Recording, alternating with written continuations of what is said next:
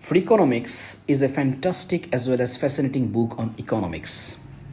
The author, Levit and Dubner, outsmarts conventional ideas and traditional statistics.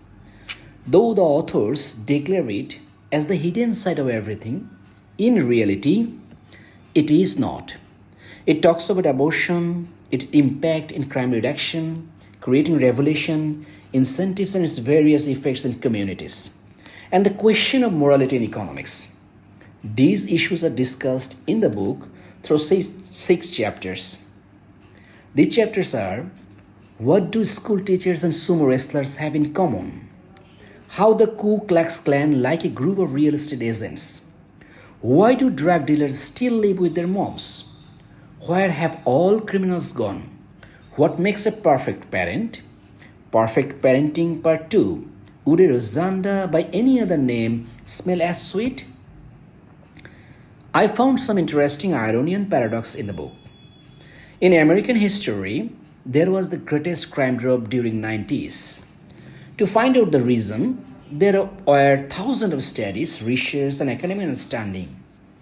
But the key point was missing, that was the legalization of abortion law, like the butterfly effect. US Supreme Court verdicts Roe versus Wade legalized abortion on January 22, 1973.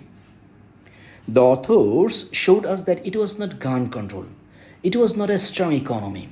It was not even new policy strategies. It was, among other factors, that many children were not being born due to impact of legalizing abortion. On the other hand, Nicolae Ceausescu, a Romanian communist dictator, wanted to create more new socialist men, and due to this reason, he made abortion illegal, introduced a celibacy tax, declared fetus is the property of the entire society in 1966. Just after 23 years, Nicolae Ceausescu made a violent death by a student and teenagers-led uprising in 1989. Economists love incentives. Incentives can be economic, social, or moral. But a rogue economist explored incentives didn't work. Sometimes it worked diametrically opposite. For example, parents strictly pick up their kids by 4 p.m., but parents are late in the daycare center. The authority imposed $3 fine for late pickup. Few weeks later, the average late pickup was double. Cheating is also another human economic act, getting more for less. The top-ranking sumo wrestlers are highly paid and widely recognized. Consequently, cheating took place in sumo wrestling. Embezzlement is a white-collar crime. It doesn't impact directly anyone. There is no obvious victim. Meanwhile, it is less discussed. On the other hand, mugging, burglary, or murder has direct victim and it is discussed mass. This kind of proverbial that money buys election, though money hardly matters in winning elections. Adam Smith's questions of morality is a big debate nowadays.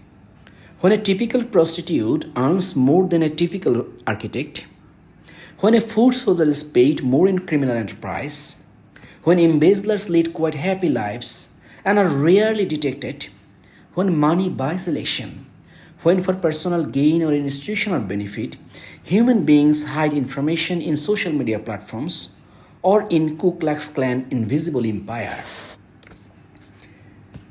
There is a story of Jaizis and Glaucon from Plato's Republic, where we find the moral question: could any man resist the temptation of evil if he knew his acts could not be witnessed? Correlation and causation can be confusing in the real world. Conventional wisdom confers that income and education are strongly correlated. Freakonomics found it other way. A white boy who grew up outside of Chicago had smart, solid, encouraging, loving parents who stressed education and family. Also went to Harvard, but finally Ted Kaczynski became a criminal with a lot of sentences. On the contrary, a black boy from Daytona Beach was abandoned by his mother, was beaten by his father, had become a full-fledged gangster by his teens, and finally, Runar G. Ferrer becomes celebrity economist. Does the death penalty have any influence on lower crime rates? The authors argue that if life on death row is safer than life on the streets, then the fear of execution is a driving force in criminal calculus. Prison is a cheap solution as it does not address the root causes of crime. More guns, less crime, or more gun, more crime. Which is right? Switzerland has more firearms in the hands of people, and still it is the safest place. Comparatively, United States is not. Throughout the book, Levit and Dubner emphasizes on authentic information. To them, information is a beacon, a cudgel, an olive branch, a deterrent, depending on who wields it and how. It is the currency of the modern world. It is the currency of the internet. To sum up, the book doesn't have a central unifying theme, but it covers a range of issues of today's world of economics and statistics.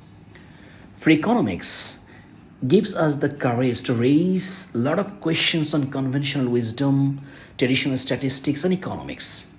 To me, Freakonomics is a fascinating read, particularly for the nexus of crimes and economics. Thank you.